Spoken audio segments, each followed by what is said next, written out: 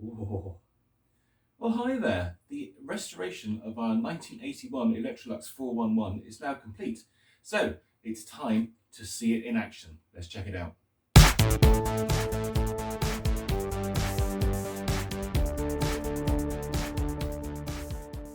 Yeah, this one was a bit tricky to do.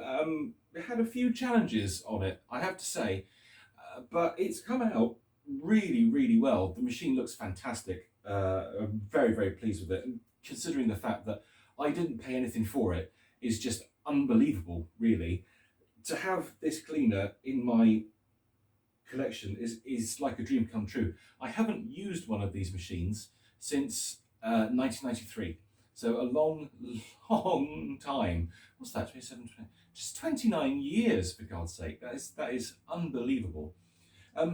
Just a couple of interesting tidbits that I found out whilst doing some research for this video. As we know, the 411 came out in 1981, and as you can see, it's green and black. Now, this colour scheme matches the Electrolux 502. That was the same colour, this green with black trim and accents. So 502 was replaced in 1981 with 502S, and 502S was beige and black. So Electrolux obviously launched 411 to match 502, and then very quickly replaced 411 with, I believe, model 414, which was all beige with black trim, which matched 502S. So this is a very short-lived model, very short-lived, and I suspect that's why we don't see many of them now, because they were only sold for, I suppose, well, manufactured certainly in 81, and probably sold on the market between 81 and 82 when they were replaced with 414. There's also model 412 as well. Now, I do have one of those, but that's a later machine from 86, so that probably replaced 414. It's all very confusing. There's lots of different 400 series models, so I can think of 406, which was the Co-op exclusive. There's a 410, which is a beige cloth bag version.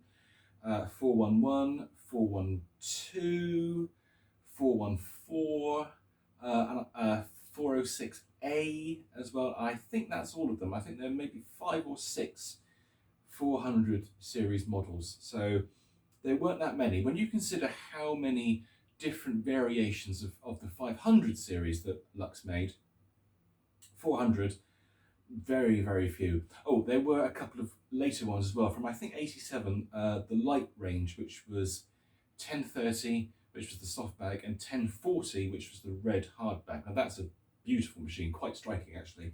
Very rare, very rare. They weren't selling many of these type of machines by the time 87 rolled round. Most people were buying the 600 series with the tools in the back. So yeah, 400 had been absolutely replaced by that time. I think, could be wrong, I think the light series 1030 and 1040 went into 1989, and that was it.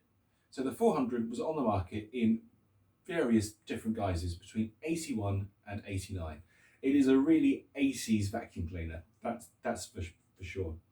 Now this one, if you recall in the last video when we were in the workshop with it, when I turned it on and put it on the bench to just move it back and forth just to check it, there was a very strange whistling noise coming from it.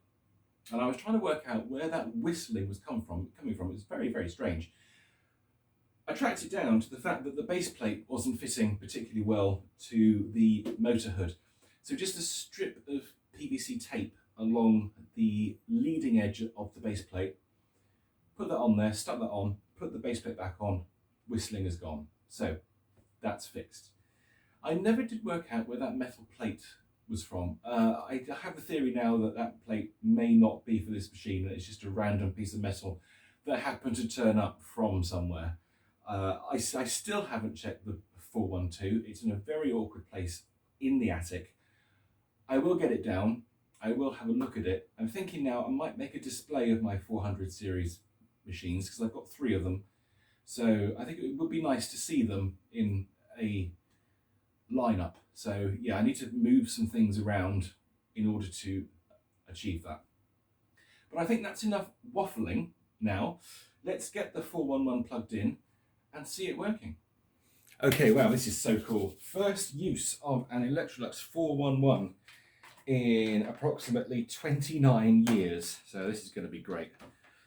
I hope it works, and I hope it works well. Well, I know it works, but let's see how well it works. Let's plug it in. Oh, just so I know which plug to put in. It's this plug, okay? It's the one marked cleaner. Let's pop the power in. It is in. I repaired this pedal as well. If you remember last time, this pedal was sort of poking out, but that's now fixed, so that's good. Right, put the handle down. Are you ready? Here we go. Oh.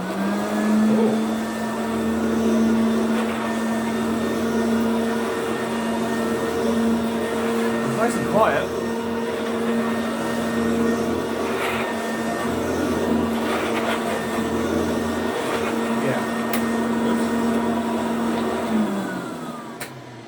I think we've got slightly dry wheels here, so I'm just going to get some oil.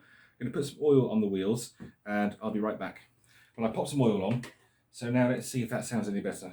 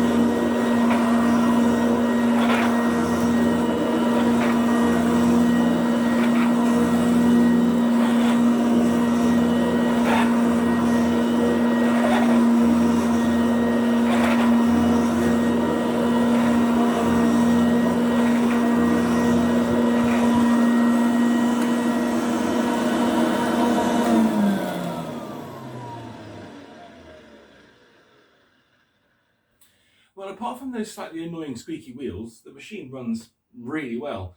I will admit the suppressor did fail when it was running on the bench, and it made a very smoky smell, but it didn't stop, it didn't cut out, and it didn't blow the fuse, which is always a massive bonus.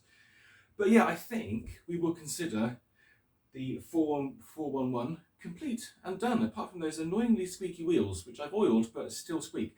It must be something to do with it's the plastic running on the metal. There must be like some chaff or something in there that's causing them to make that annoying noise. And it only does it on the back pull. I think that's where the back wheels are raised off the ground slightly. So yeah, I will sort that out and it'll be absolutely perfect. But yeah, that's it for now. 411 complete. on to the next machine. And what's that going to be? You'll find out soon. Take care, guys. Bye.